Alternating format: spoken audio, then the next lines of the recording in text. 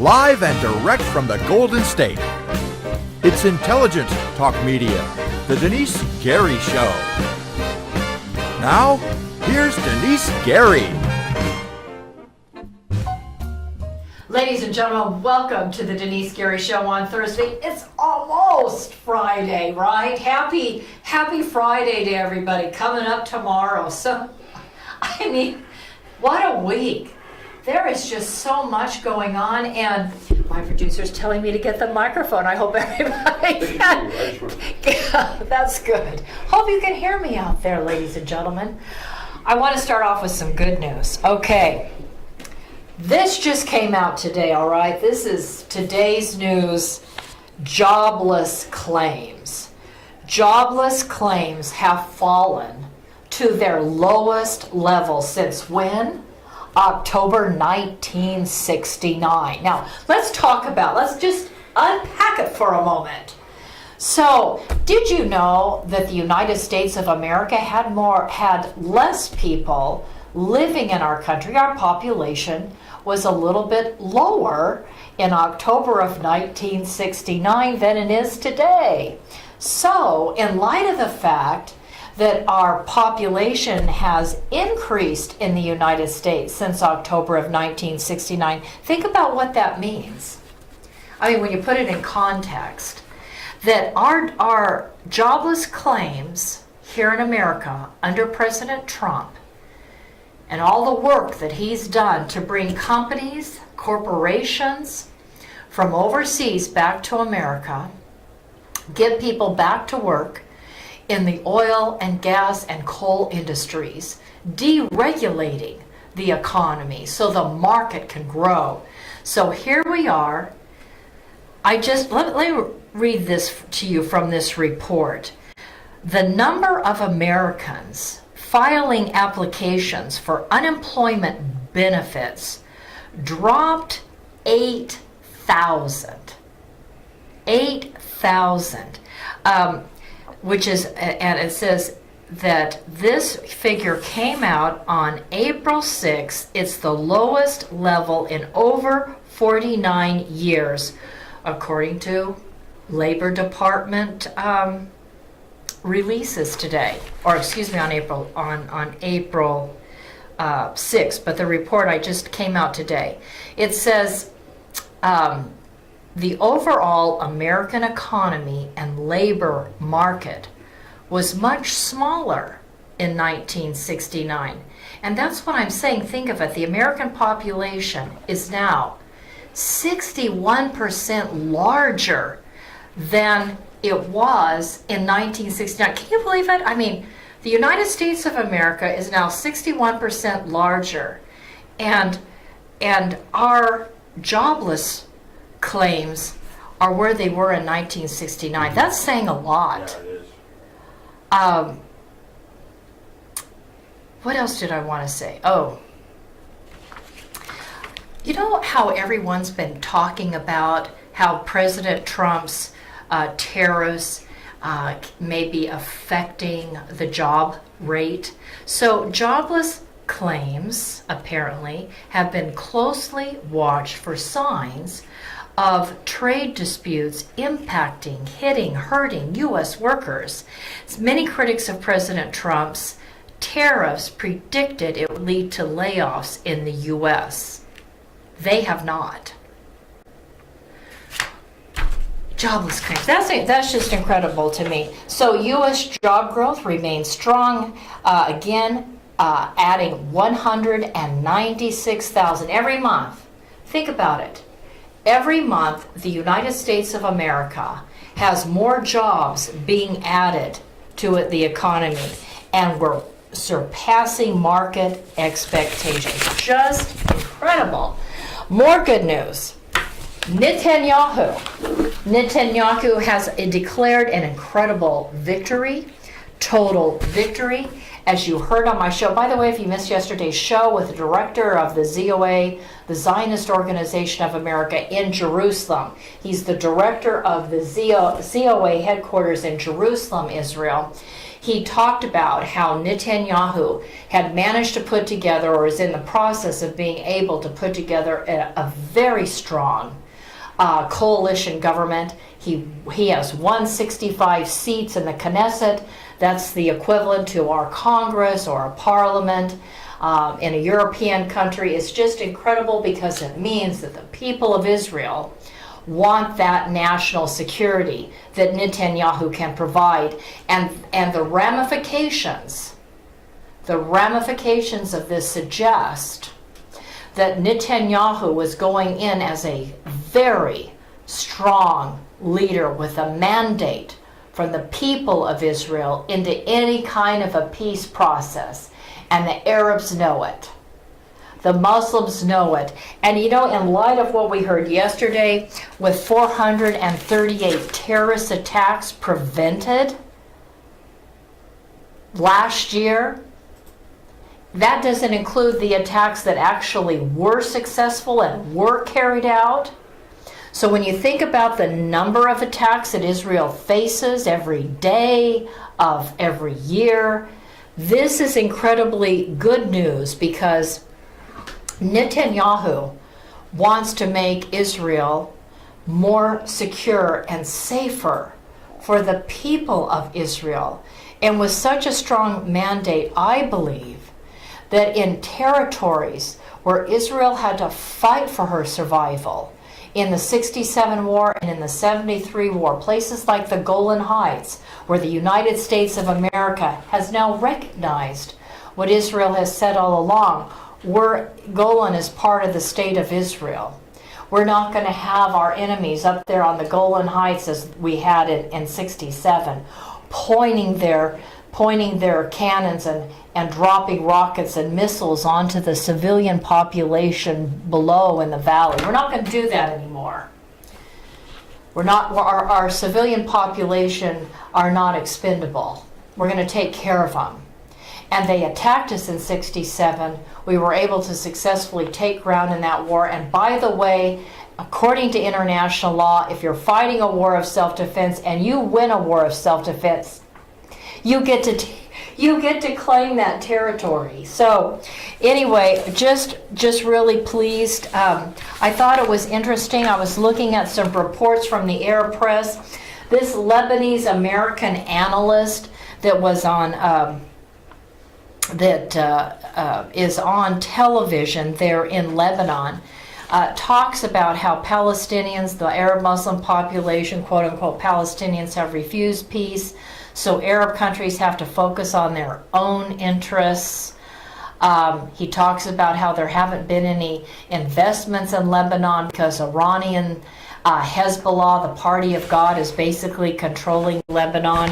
They've got their own national security priorities. I thought that was interesting. Thought it was interesting that in China and Syria and Turkestan and other places, they're still very much concerned about ISIS, even though thanks to the United States of America under the leadership of President Trump told the military, take the gloves off, go after these terrorists and kill them. And American forces have, and that's extremely important, together with the Kurds and Syrian allied forces. And so, that's so important. But, it's still really critical that we pray that ISIS, as it tries to reconstitute their army, the Islamic State, ISIS, ISIL. Obama referred to them as ISIL. Trump refers to them as ISIS. Some groups, Arabs, refer to them as Daesh. However you want to refer to the Islamic State forces, or ISIS, this terrorist group. We need to pray that while they may be walking around and looking like the average, Mohammed, right? the point is that they're still trying to recruit, and they're successful because there are true believers in Islam that really, really believe it's important to take out the infidel and kill the infidel. And if there are any Muslims that are individuals that would try to work with or seek reconciliation with or have talks or negotiations with, those Muslims have to be destroyed too, because after all, why would they stoop as the superior individual that embraces a superior ideology called Islam? Why would they stoop to talk to the kuffar, the infidel, the dog in the street? Western nation states and their representatives. So, and pro-ISIS groups like Al-Qaeda are still threatening us, around the globe. Al-Qaeda, Palestinian groups, ISIS groups, Hezbollah are still talking about, attacking the United States of America, talking about attacking England and France and Germany, New Zealand, all the Western states, Israel. So there's just a lot. I was just looking through this. Can people see this report that I'm looking at? For example, Hamas. Can they see it in the shot? I believe so. I'm not. Are you talking about the clip? Can they see it in the show right now? We're live. Can they see it? No, I don't think. Okay, can they see it now? Yeah, they can see it. Okay, now. thank you. I'm sorry, I wasn't sure what you're talking about. All right. So, for example, Hamas, the Islamic resistance movement in the Gaza Strip, the Al-Qassam brigades, which is part of their military wing, is talking about how to secure donations via Bitcom. So the Jihad and Terrorism Threat Monitor. This is a report you can get through the Middle East Media Research Institute. They're out of Washington, D.C. They provide intelligence information to the Department of Defense, to the Pentagon, to the U.S. military. Apparently, ISIS has just released 2 common access cards of U.S. soldiers. The idea of a Canadian geologist it claims to have just killed in Niger. There's still so much going on. You have to remember, U.S. forces are in 70 countries around the globe fighting Islamic terrorist groups, and we need to always keep them in our thoughts and prayers for their safety and for their security. I know I just, where's that report? I was looking at 3, here it is, 3 Americans, three Marines just died on April 8th while conducting combat operations in Afghanistan's Corporal Robert A. Hendricks, 25 years old, from Locust Valley, New York, Sergeant Benjamin S. Hines, 31, of York, Pennsylvania, Staff Sergeant Christopher K. A. Slutman, 43, of Newark, Delaware. These Marines were assigned to the 25th Marine Regiment, 4th Marine Division, Marine Forces Reserve. Just killed this week. Please pray for the families of Mr. Hendricks, Mr. Hines, and Mr. Slutman. These individuals have been serving our country. I was just reading something that both Slutman and Hines served as the 0311 Infantry Riflemen Reserve Unit. Slutman was a 19-year-old veteran of the Kentland Volunteer Fire Department in Maryland. Hines became a Marine in October of 2006. He served tours of duty in Iraq from September 2008 to April 2009. Received the Navy Marine Corps Achievement Medal, several medals here apparently.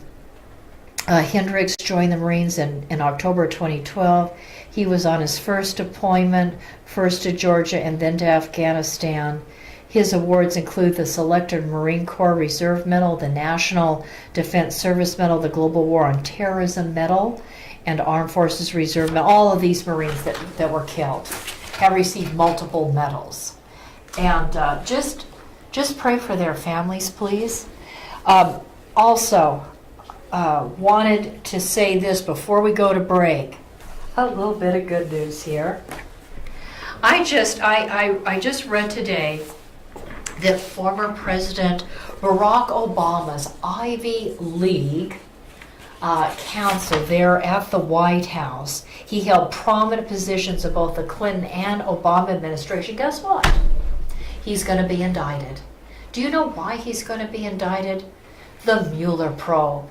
The Mueller probe. That's right, ladies and gentlemen. Didn't find any collusion with President Trump. Didn't find any Russian collusion with President Trump. But this guy, his name, what's his name? Gray Craig. Former Obama White House counsel Gray Craig. He's going to be indicted, or he says he expects to be indicted in the coming days based on work he performed in Ukraine. Let's see, who else was doing work in Ukraine? Joe Biden. Joe Biden's son, Hunter Biden. And guess what? Ukraine in 2012 isn't the Ukraine in 2019. Under the Obama administration, because Obama was so weak and appeased our enemies, Russia was controlling Ukraine. It was Russia-backed Ukraine. Remember, that was when Hillary Rodham Clinton was Secretary of State, and she sold United States uranium reserves to Russia-backed Ukraine. Oh, and let's connect the dots. And wasn't it Russia that has given uranium to America's enemies that have used it to develop weapons of mass destruction? Oh, that's right.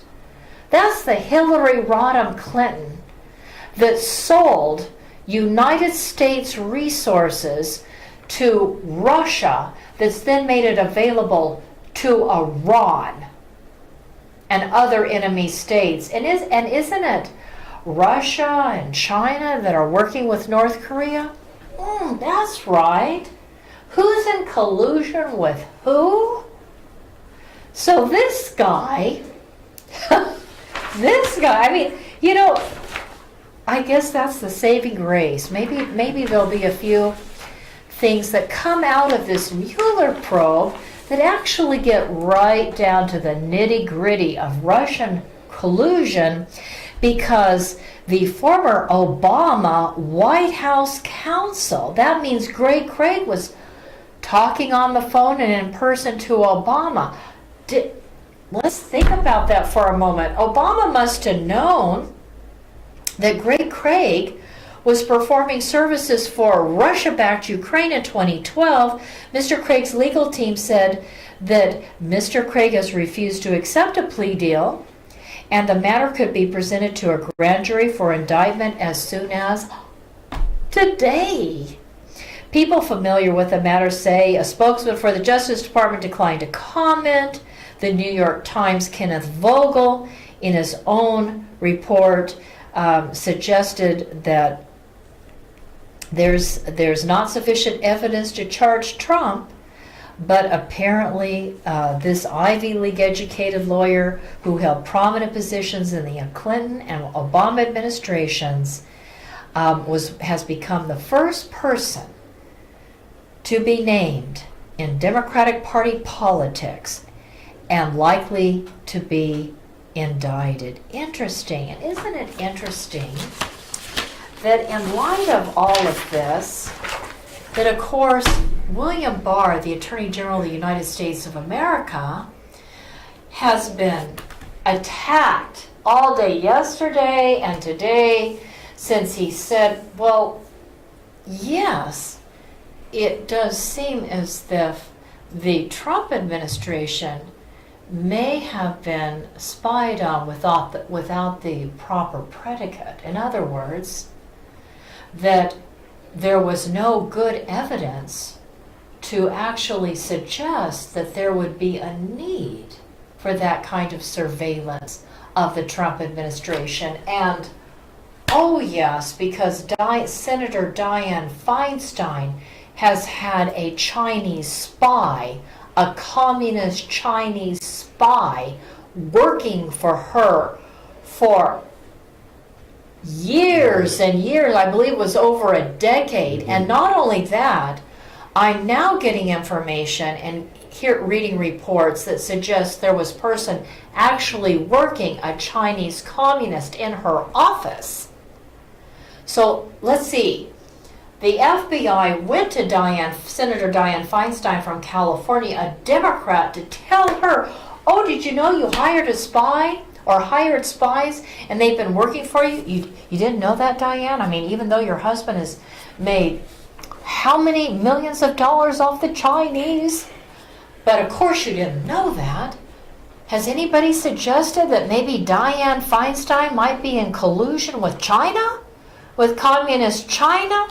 But oh, this guy by the name of Carter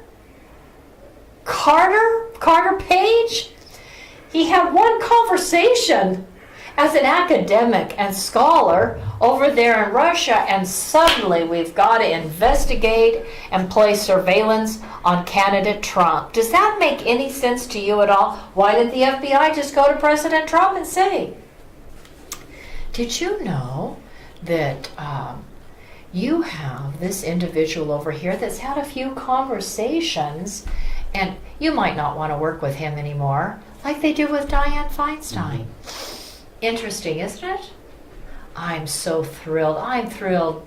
I'm just so happy that William Barr is now the Attorney General. Ladies and gentlemen, we'll be right back. We've got to pay the bills, so we're going to commercial break. Stay tuned. I've got some fascinating things to share with you after break that have to do with our Muslim freshman Congresswoman Ilhan Omar, Candace Owens of Turning Point, who really gut punched Jerry Nadler. They're the big man that's sitting in charge of the House Judiciary Committee. Wait till you see and hear what she said to Jerry Nadler, who wants to destroy the Republican Party and President Trump as the leader of the Republican Party, and so much more. Wait till we get back.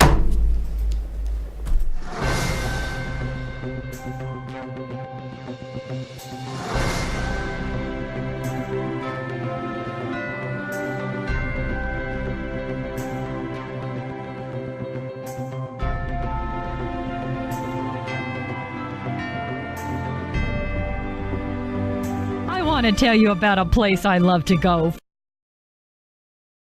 Frugatti's Italian Restaurant. Very few locations here provide seating outside in front of a fabulous water fountain with an atmosphere that is reminiscent to me of eating outdoors in Venice. This is real Italian food by real Italians. And what makes it even more so is owner Ralph Frugoletti, who nearly a quarter century ago brought a wood fire oven from Milan, Italy to make, like his mother, fresh homemade bread and pizzas. Moreover, Frugatti's Restaurant offers you not only the very best in Southern Italian cooking, even importing the finest ingredients for authentic Italian food, including a fitness menu. After all, Ralph has represented the United States and Italy, competing in the Master Championship Games. He knows all the right food for good fitness, so check out the menu. After today's broadcast, run over to Frugatti's Italian Restaurant and Catering at 600 Coffee Road here in Bakersfield. And after a Friday, Saturday, or Sunday service, stop into Frugatti's for a great lunch. I'll see you there, and tell Mr. Ralph Frugoletti that Denise sent you. Salute.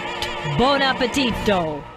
Ladies and gentlemen, when it comes to legal matters, contact Barb Reynolds. She is a contract paralegal to lawyers, and she will take good care of you. Moreover, she is a Kern County legal document assistant to pro per litigants. She has 47 years of paralegal experience, and for over 30 years has been an educator in the field of law and paralegal work. If you need help handling your adoption, bankruptcy, civil suit, divorce, debt consolidation, evictions, immigration, or attorney referrals, contact Barb Reynolds if you want to win your case. Call Tehachapi Court Services today at 661-822-1994. Barb is simply the best. Call Tehachapi Court Services today at 661-822-1994. 94. Ladies and gentlemen, I'm so thrilled I've got the owner of Scope 365 Fitness here with me today, Craig Jansen, Navy veteran. Craig, tell the audience out there why everybody in town needs to come up over here and join. Well, Scope 365 is a 24-hour club, so we never close, unlike a lot of other clubs here in town. Additionally, our club is always super clean, and one of the things that you're going to find here is a different environment. We strive to give you a VIP experience here, so we want to get to know you, we want to know your story, we want to know about you and how we can help you succeed and meet all of your fitness goals. Wonderful. Ladies and gentlemen, come on down to Scope 365 Fitness. You're located right here on Brim Hall. Tell us your other locations. We have another location up in Tehachapi, and then our third location here in town is also located over on Chester and Columbus in the Food Mac Shopping Center. Thank you so much, Craig. You have a wonderful day. You too. Thank you.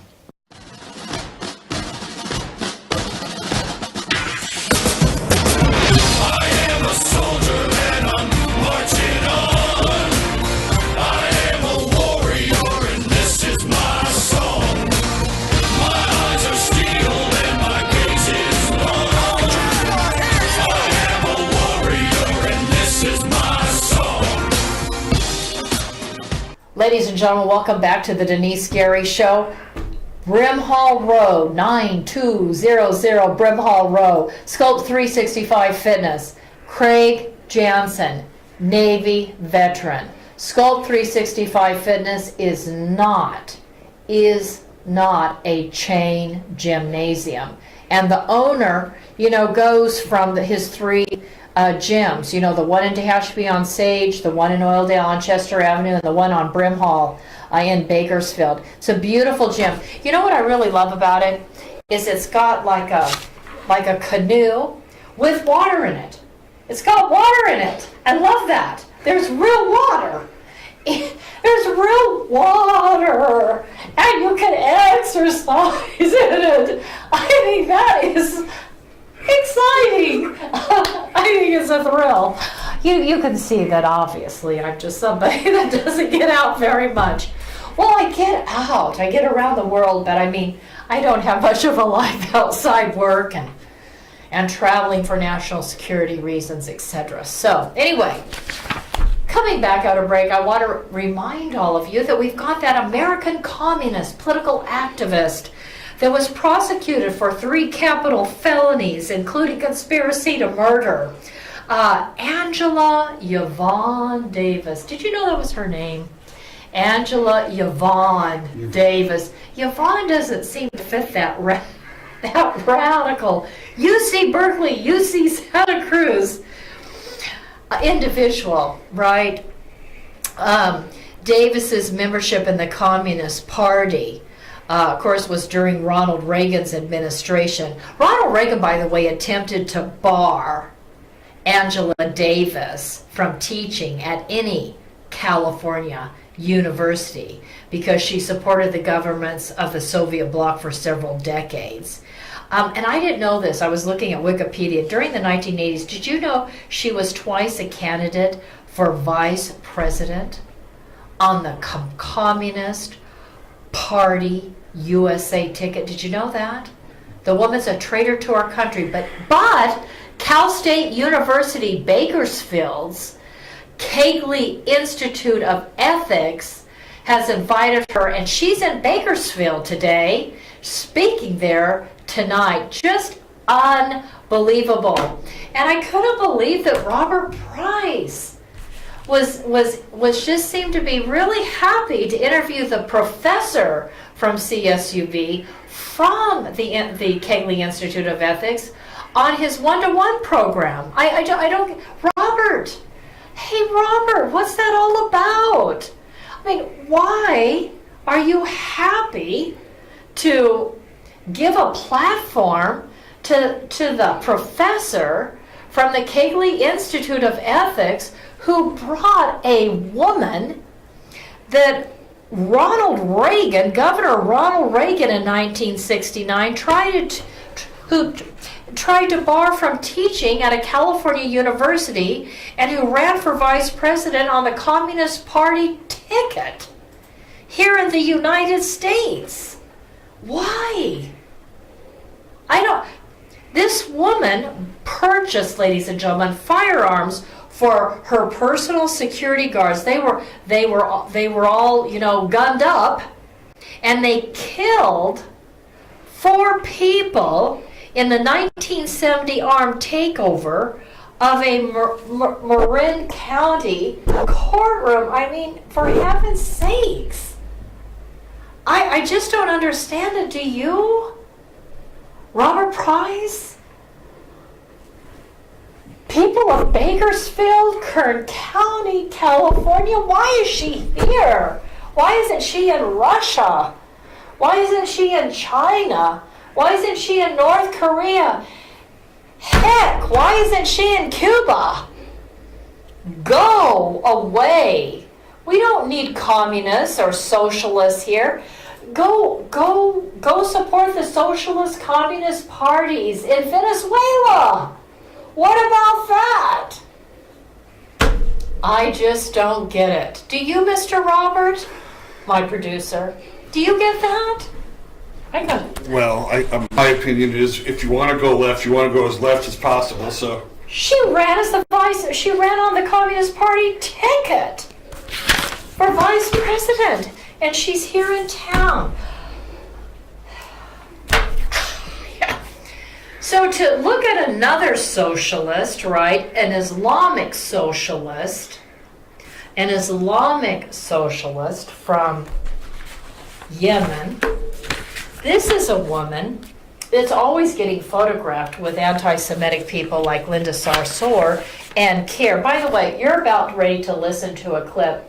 Do you know she's speaking to the Council on American Islamic Relations, the Council on American Islamic Relations. It's a Hamas, that's the Islamic resistance movement that controls the Gaza Strip, thanks to the fact that under Bush Jr.,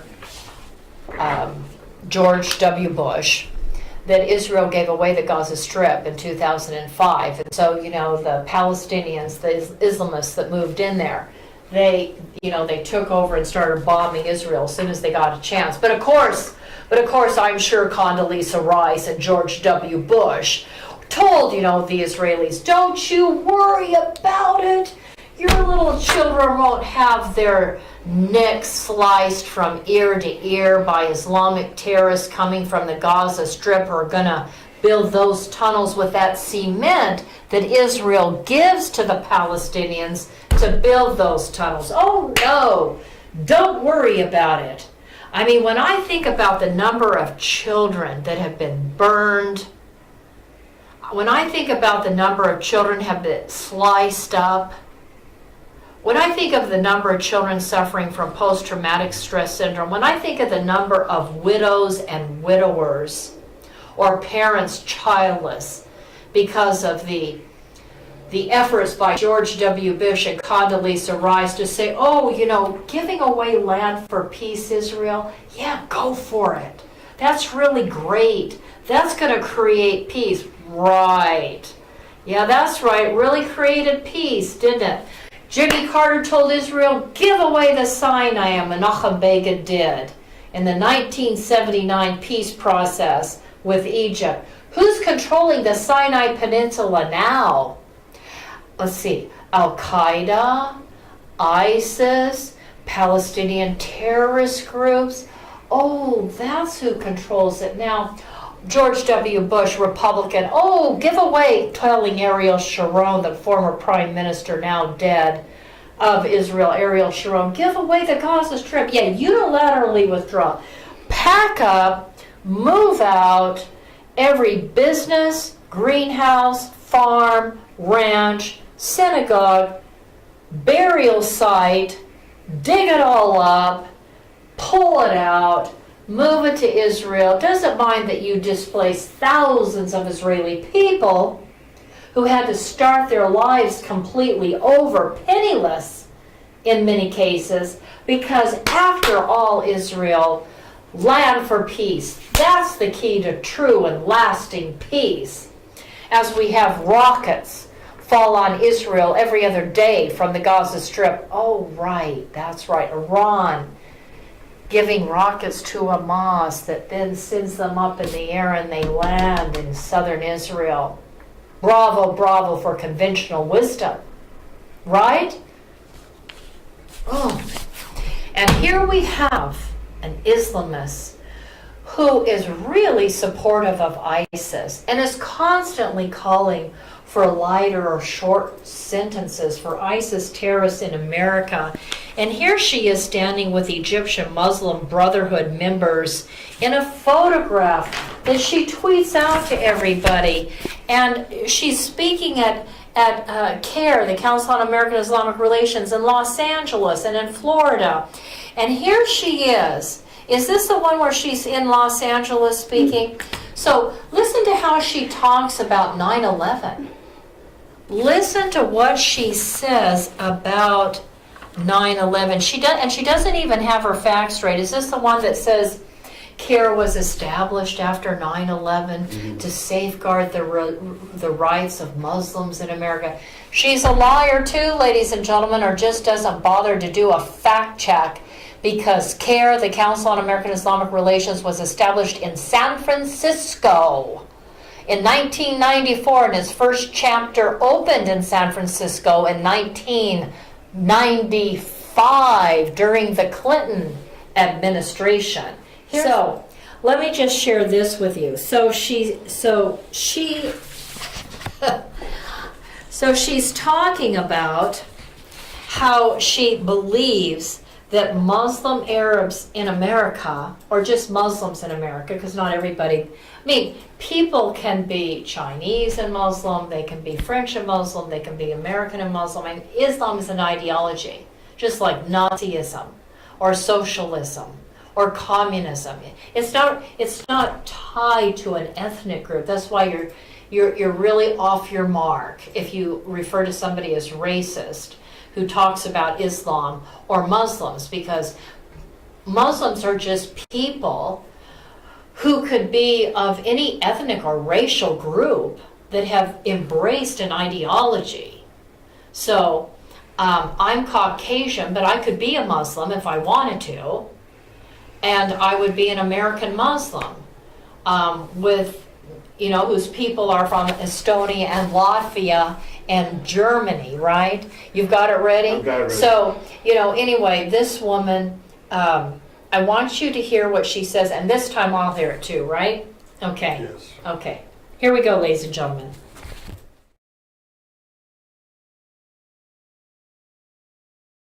We have lived with the discomfort of being a second-class citizen. And frankly, I'm tired of it, and every single Muslim in this country should be tired of it.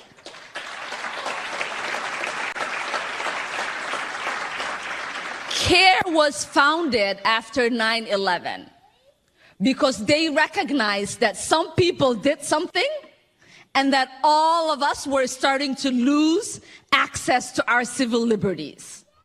First of all, ladies and gentlemen, Muslims have not been second-class citizens in the United States. Christians, Jews, Muslims, Hindus, Sikh.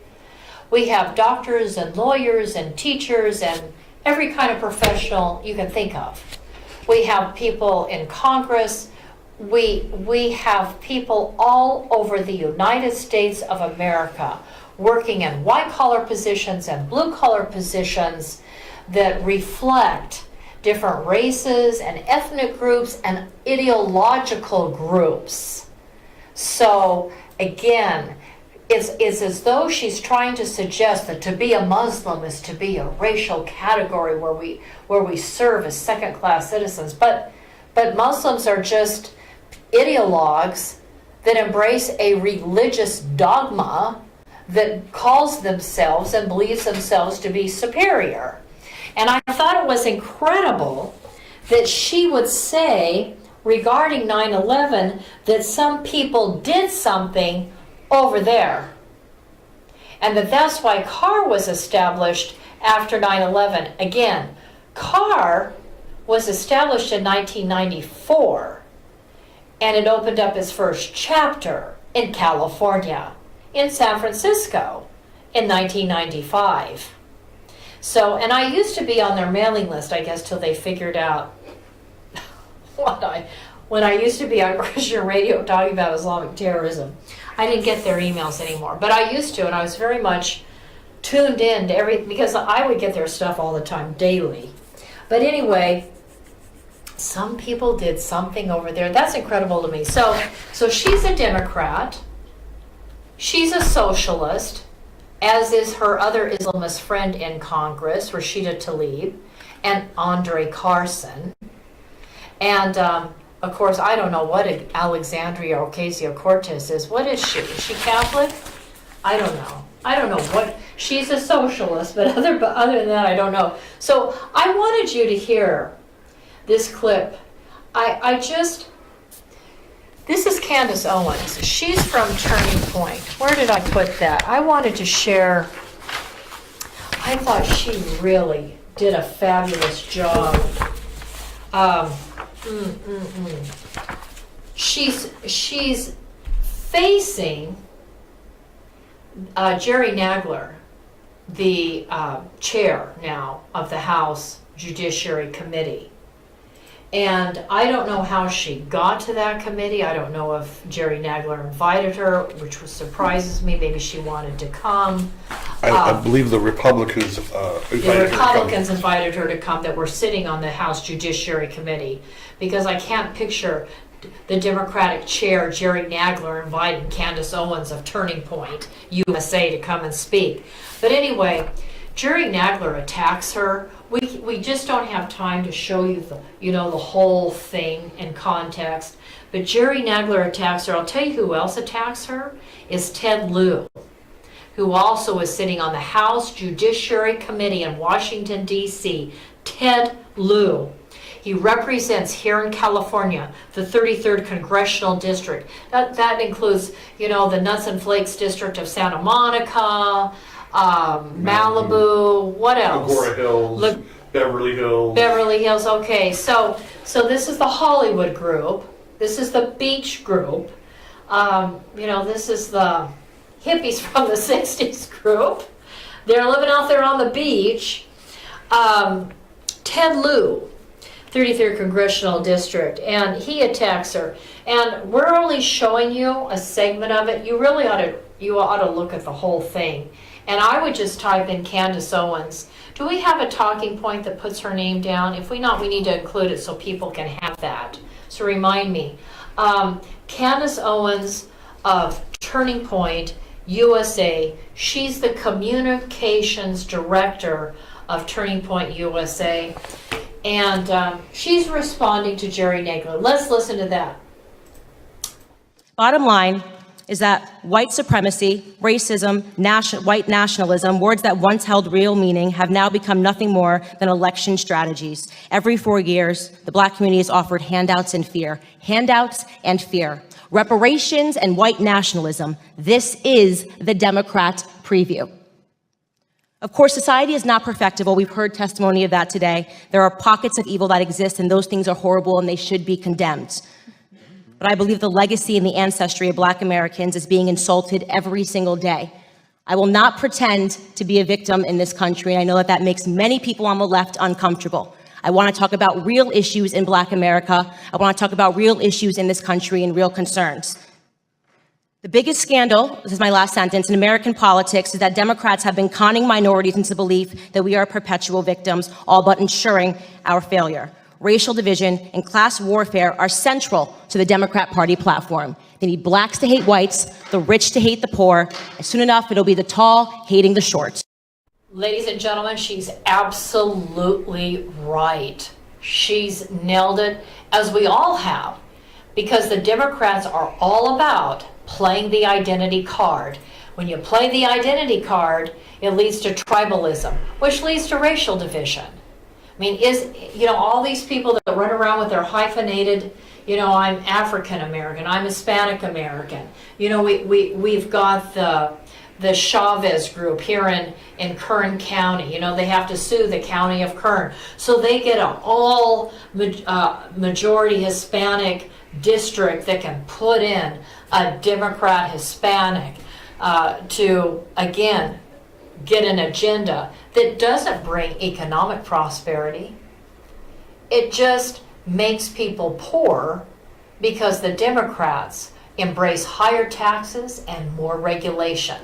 So if you want higher taxes and more regulations, if you want to embrace greater poverty and a tighter budget, if you want to embrace less economic freedom, so you can't make choices in life to move your life forward and to get ahead and to get the kinds of opportunities that you want to, vote for a Democrat. Oh, absolutely. And if you want to keep furthering racial division and conflict in the country, vote for a Democrat. Because a Republican, including our president, the Republican leader of the party, says only things like, we're all Americans. We need to unify together. How much he loves the American people. He wants all Americans to be employed. He's recruited businesses to go to and create opportunity zones and given them a tax break to say to these wealthy corporations, if you go into these very, very, very poor, underserved neighborhoods across the United States, I will give you a tax break if you will just invest and help create jobs in these very poor areas. Opportunity zones. A president that's created so much opportunity by way of supporting, really seriously supporting vocational ed programs. I haven't seen so many vocational ed classes as I do today, to help people have those blue-collar jobs that'll really financially bless their families. There's just so much right to what Candace Owens of Turning Point USA had to say, and I hope that you'll check it out and listen to the full clip. Ladies and gentlemen, we'll be right back after break. I have to tell you, scientists have now proven that man-made global warming is a hoax. We have that next for you, ladies and gentlemen, on the Denise Gary Show. We'll be right back.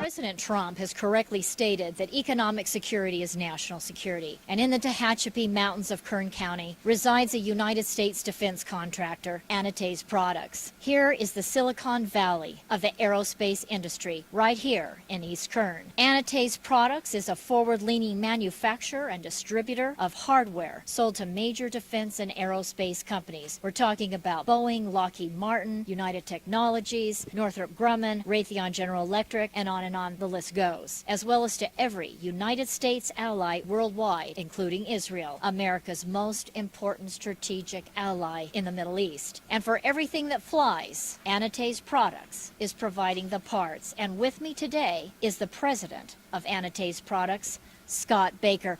Hi, Scott. How you doing? Scott, tell us why you believe this corner of Kern County is the hub of the aerospace industry.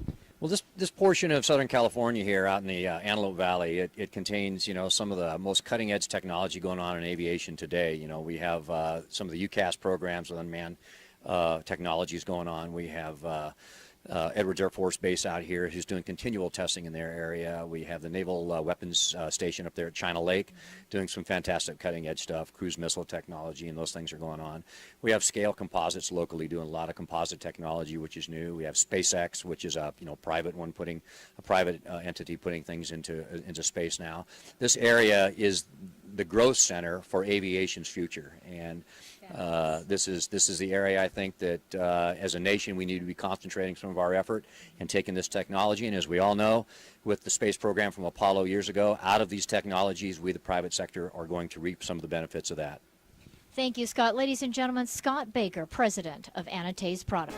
Anita's Products, located in the beautiful mountains of Tehachapi, California, in eastern Kern County, is home to some of the most innovative and specialized technologies in the world, including those at the U.S. Naval Air Warfare Center, Weapons Division at China Lake, Edwards Air Force Base, as well as Stratolaunch, launching satellites capable of delivering multiple orbits in a single flight to space. And it is Anita's Products that has provided the manufactured devices, and the president Scott Baker of Anita's Products, Marine Corps veteran, reactivated on 9/11 to monitor threats to the homeland, is carrying on a tradition of providing for the security of the United States by manufacturing every kind of fastener on anything that flies, as well as providing a full testing destructive laboratory. Contact Anita's Products,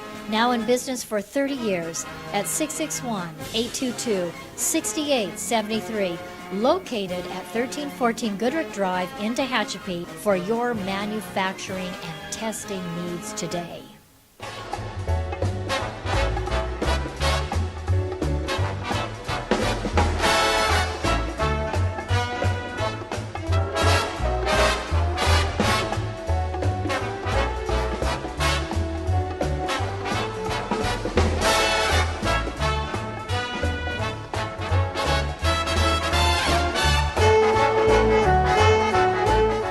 Ladies and gentlemen, welcome back to the Denise Gary Show.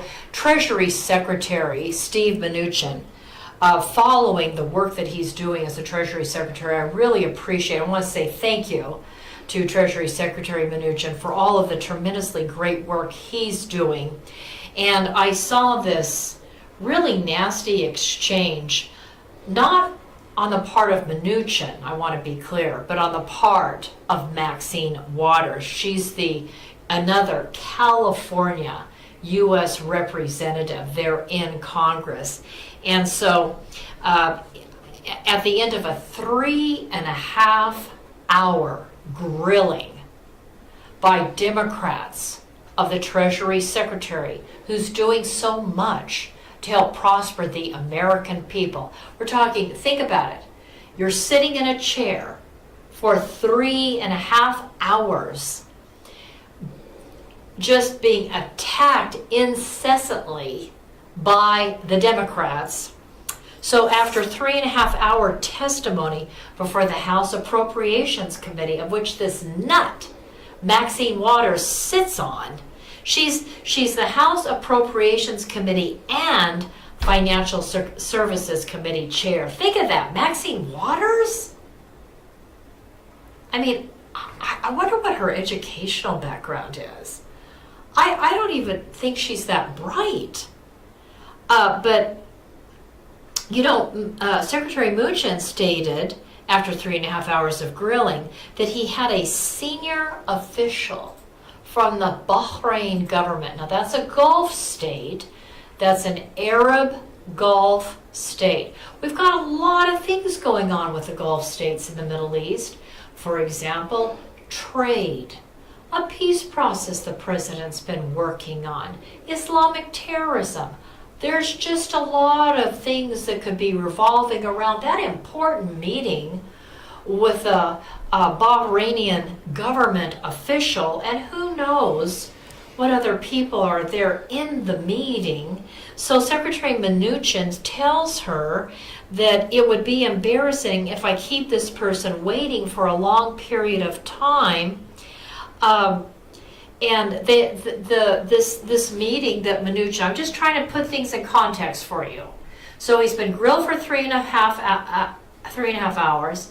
This committee hearing has gone on longer, so it's now overtime, right? So this is what Mnuchin is facing. He's facing a situation where this meeting has now run past the time it was supposed to run, and he had this appointment over here, I'm sure, as he said, a very important appointment with a government official from a foreign country. I guess it was supposed to be held at 5. I want you to look at this exchange. It's unbelievable, the unprofessional behavior of a California Democrat who is chairing the House Appropriations and Finance Committee. Unbelievable. I hope that you will call Maxine Waters and tweet her or email and tell her she needs to resign. Let's play that clip. I've sat here for over 3 hours and 15 minutes. I've told you I'll come back. I just don't believe we're sitting here negotiating when I come back. We'll follow up with your office.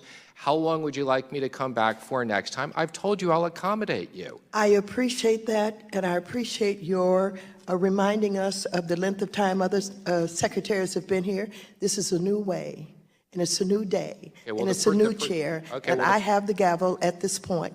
If you wish to leave, you may. Can you clarify that for me? Yes, clarify is this. So if you wish to leave, you may. Okay, so we're dismissed, is that correct?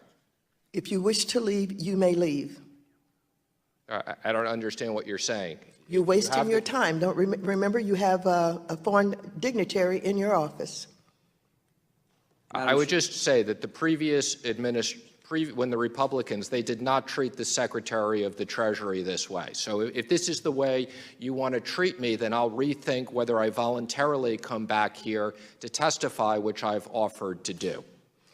Mr. Secretary, I want you to know that no other secretary has ever told us the day before that they were going to limit their time in the way that you're doing. So if you want to use them as examples, you have acted differently than they have acted, and as I have said, if you wish to leave, you may.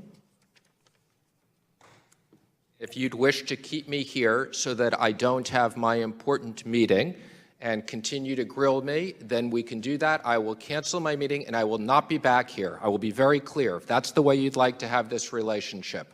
Thank you. The gentleman, the secretary, has agreed to stay to hear all of the rest of the members. Okay, please so just cancel your meeting and respect our time. Who is next on the list? My foreign meeting. You're instructing me to stay here and I should cancel. No, you just made me an offer. No, I didn't make you an offer. You made me an offer that I accepted. I did not make you an offer. Just let's be clear. You're instructing me. You are ordering me to stay here. No, I'm not ordering you. I'm responding. I said you may leave anytime you want. And you said, okay, if that's what you want to do, I'll cancel my appointment and I'll stay here. So I'm responding to your request. If that's what you want to do. That's not what I want to do. I told you. What would you like to do? What I've told you is I thought it was respectful that you'd let me leave at 5:15. You are free to leave anytime you want. You may go well then, anytime you want. Please dismiss everybody. I believe you're supposed to take the gravel and bang it. That's Please do not instruct me as to how I'm to conduct this committee. You understand that Secretary Mnuchin, Treasury Secretary Mnuchin is trying to get a formal dismissal. I mean, when she said you're free to go, you're free to, in a very condescending way, extremely unprofessional behavior on her part. He's right. You know, when a meeting is concluded, you know, you gavel out the meeting. And it was unbelievable that you're free to go. You're free to go. And, you know, you have to understand that the Treasury Secretary is waiting for a formal closure of the meeting by the chairwoman, Waters. And without that formal closure of the meeting and a gaveling out of the meeting, he's hesitant. Technically, I believe that she can fine him for insubordination and pulling up and walking out as a cabinet level official. So I hope that he never goes back there. Chairman Waters, Congresswoman Waters, you need to resign from your position because you don't know how to behave properly. And treating the Secretary Treasurer as somebody who is, I mean, you spoke to him as though he were 5 years old. I mean, this is a man that has been extremely successful in life, and I'm sure took a great big pay cut to come and serve as President Trump's Treasury Secretary. So he's put his whole life on hold, and probably the vast more sums of money he could be making right now to serve the United States of America. And from what I gather from everything that he's doing a tremendous job. So, Congresswoman Waters, you need to resign. Say goodbye. Hasta la vista, baby. Okay, ladies and gentlemen, I don't have any more time left, and I wanted to tell you about this far left think progress, about this far left think progress report, that scientists have finally proven that the theory of man-made global warming is a total hoax. But yes, there is a new scientific study. Look it up for yourself. You know what? I'll talk about it. I'll talk about it again on another show. But apparently, they have now uncovered the fact that 3 million years ago, CO2 levels on Earth was the same as they are today. But what? But what? There were no humans driving cars. There were no cows on farms passing gas. There weren't any barbecues. We weren't recycling or not recycling. There weren't any factories. There's no industrial age, no plastic, no air conditioning, no electricity, no consumerism, no aerosols. What? 3 million years ago, CO2 levels on Earth were the same as they are today? Yep, that's what the new research shows, ladies and gentlemen. There is no global warming. It is what scientists have always said it is. The Earth rotates and cycles. Sometimes there's been global cooling, sometimes there's been global warming. But this whole thing about the world coming to an end, and then this report later on, it talks about there was an ice age that occurred thousands and thousands of years before the industrial age. It's just, I'll read more of the report and I'll share more of the report out with you next week. I promise I'll do that. I'll look at it over the weekend. I'll get more of it together and I'll share it more out with you next week because we have run out of time on the Denise Gary Show. Thank you so much for listening. Appreciate you. Thank you for supporting this broadcast. We really do need your help. If you'd like to make a contribution to the Denise Gary Show, please do so. You can send it to my P.O. Box 82162, Bakersfield, California 93380. If you want to make it a tax-deductible contribution, you can send it to the Middle East Initiative because I have a 50C3 as a Middle East expert. I developed a foundation, or I did the paperwork for a foundation because I was doing more work just exclusively on the Middle East once upon a time. But I still have my 501c3, and if you'd like to send a contribution based on the fact I do try to cover Middle Eastern issues almost every single day on my show, you can make a contribution to the Middle East Initiative, P.O. Box 82162, Bakersfield, California 93380. Thank you so much for listening. Share this show out to everyone in the state of California and across the country. Let's get everybody on board. Let's make America great again. This is Denise, signing off.